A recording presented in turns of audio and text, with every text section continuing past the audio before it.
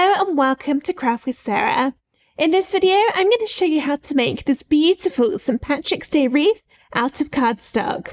This is a free SVG available from craftwithsarah.com. So go ahead, get it downloaded, and then I'll show you how to put it all together. You can download the free cutting file for this project at craftwithsarah.com/free-SVGs or follow the link in the description of this video to go straight to the download page.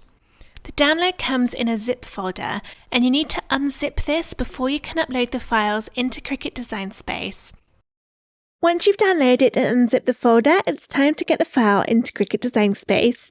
Open up Design Space and start a new project, and then get into Upload over on the left, and then Upload Image.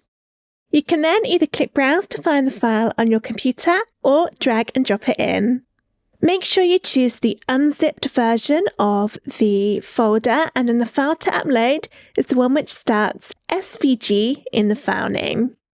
I'll click and drag that in, and then it should appear like this with all of the layers one on top of the other. If yours looks different and you see them all next to each other instead, that means you've accidentally uploaded the wrong file. So if that's the case, click Cancel down on the bottom right and try again, and make sure you choose the one which starts SVG. Go ahead and press Upload, and then the wreath will appear in your recent uploads. Click it to get the green border, and then press Add to Canvas. You can resize the design using these little width and height boxes at the top of the screen, or you can click and drag along here. Make sure when you're resizing that the padlock icon is closed, because that means if you change either one of the sides and hit enter on your keyboard, the height or the width, whichever one you didn't change, will automatically update so it all stays in proportion. This design does use quite a lot of greens. I think it's 4 in total. Let's just have a look by clicking on Color Sync. And you see, yeah, there are 4 different greens. If you don't have that many shades of green, then what you could do, which I think would actually look quite nice, is change some of the layers to maybe a gold color instead, to make a green and gold wreath instead. To do that, decide which of the greens you want to change. I'll go for that very lightest one, and then click into the color box here and change it to kind of a goldy color. Then the easiest way to change the rest of them is to go to Color Sync, find the one we're changing, so mine is the light green, and just drag all of them, click and drag with the mouse into that goldy color. I'm not sure I actually like that bottom layer is gold because that is the leaves. So maybe that one can be my dark green. And there we go. That's just changed that really quickly. And I think that would look beautiful when cut with gold cardstock as well as the green. However, I'm going to make mine exactly as it came. So I'll just delete that version and get this one back.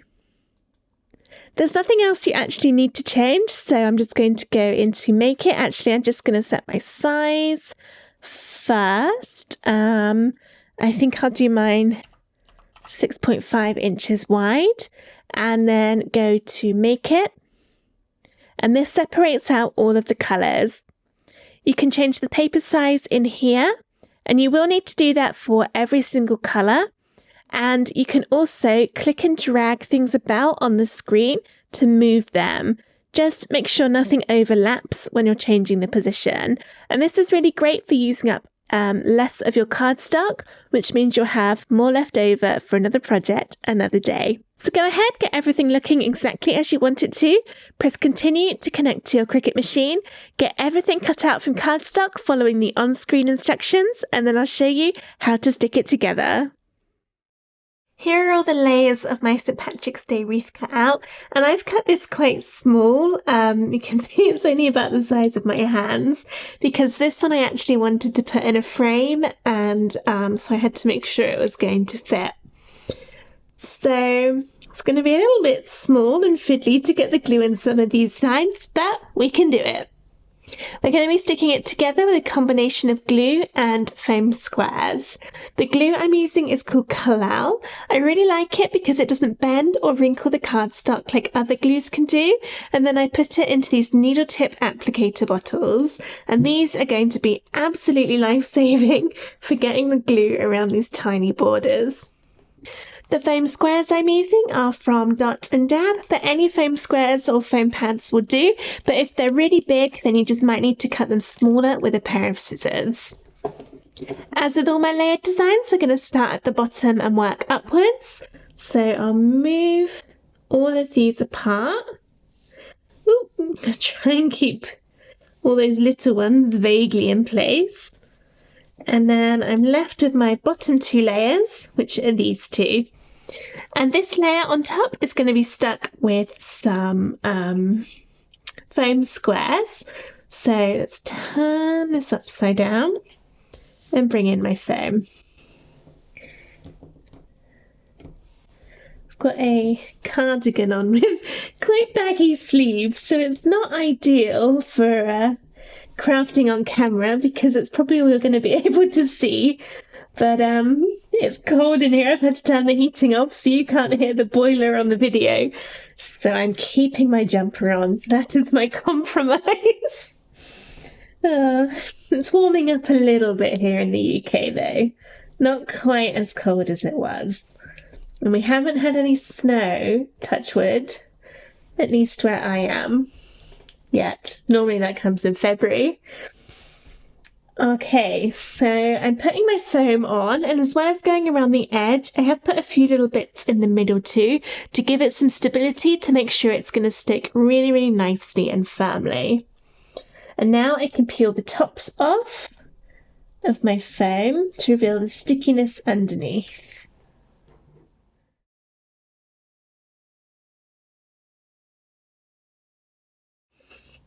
This one is a little tricky, this whole design, to get your layers in the right place. So make sure that you have got it all lined up in the right order before you stick it down.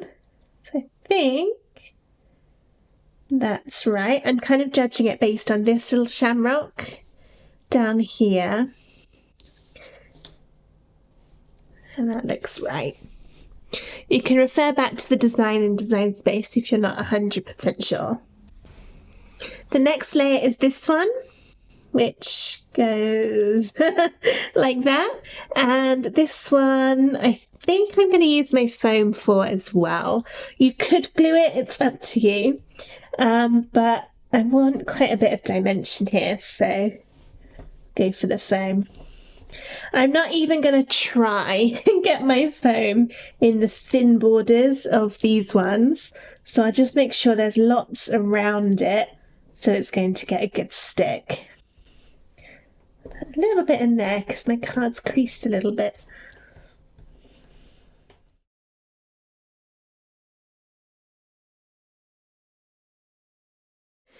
Then let's try and line this up again. I have just moved it spectacularly. I'm using this and this, these two, as well as this one to try and get it into place. Looking good. So gently drop it down.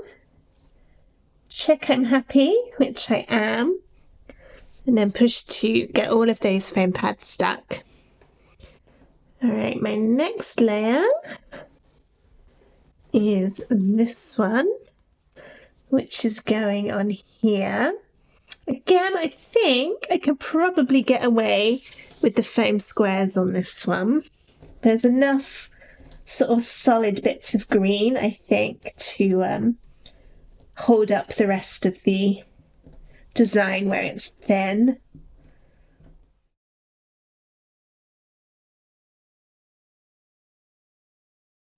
Right, so I've definitely wiggled this one around. This is not in the right place at all. There we go.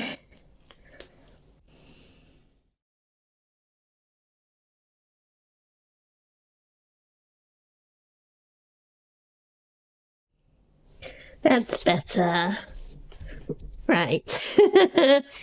Next we have this layer, which is most definitely going to be a glue layer, just because of all of those thin areas. So I turn that one upside down, get my wonderful little needle tip applicator bottle, and then starting at the top so I don't drag my sleeves through it.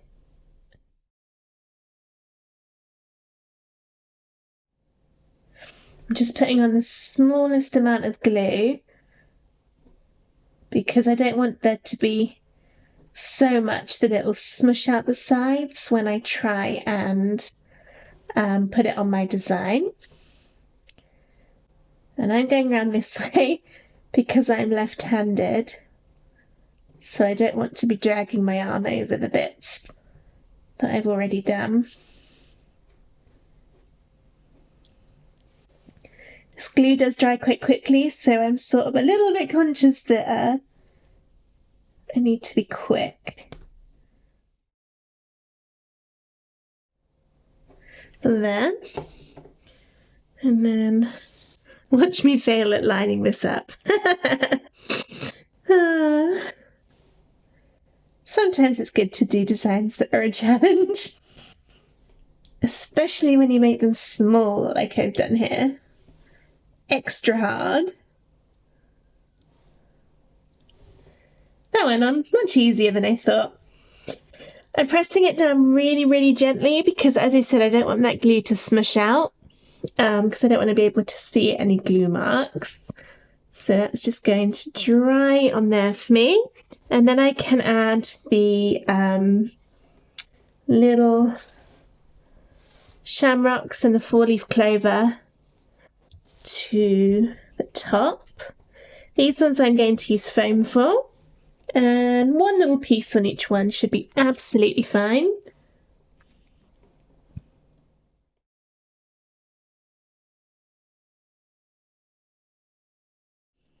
Ooh, pulled the foam off then, did you see? Actually, I don't think you did because I think I did it off camera. I totally could have just got away with that.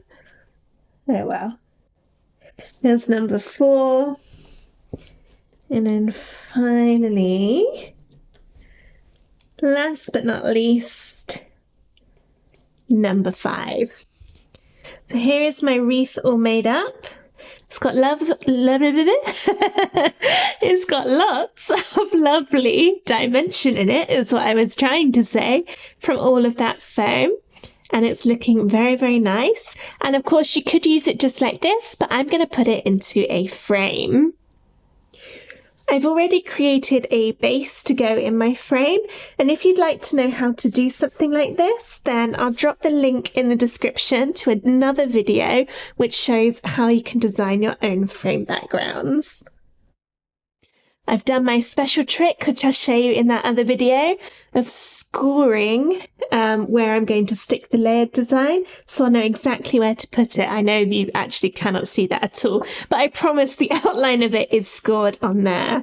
So I'm going to speed this up and get this all stuck together with my glue.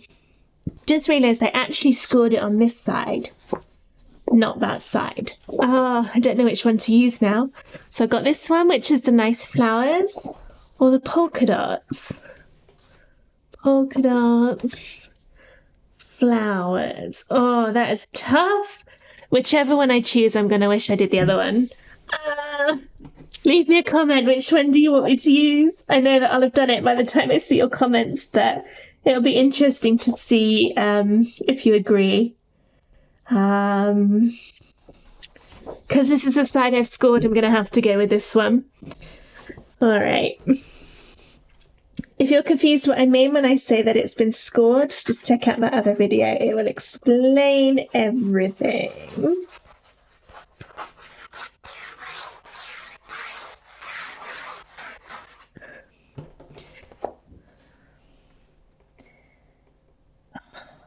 Oh, I kind of want the polka dots.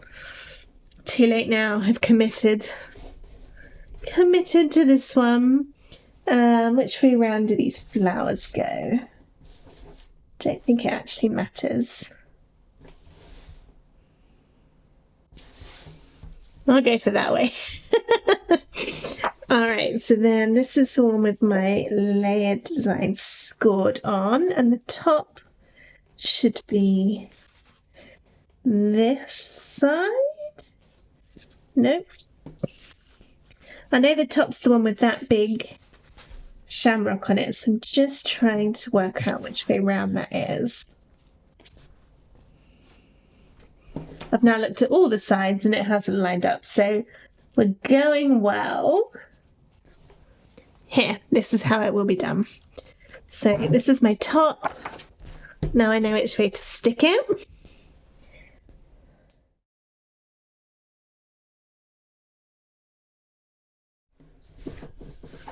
There's that one. Now finally, I can glue this one. I'm just going to double check. I've still got that right, which I have.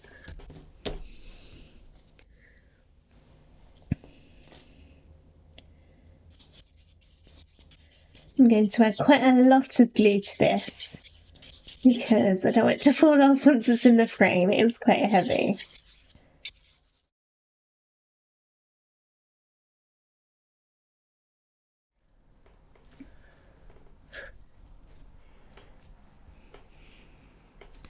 Perfect! That is now all ready for me to put into my shadow box frame. I hope you enjoyed this video on how to make this layered papercraft wreath for St. Patrick's Day on your Cricut machine. If you did, please give the video a thumbs up and subscribe to my YouTube channel for loads more Cricut and craft tutorials. Thank you for watching. Bye!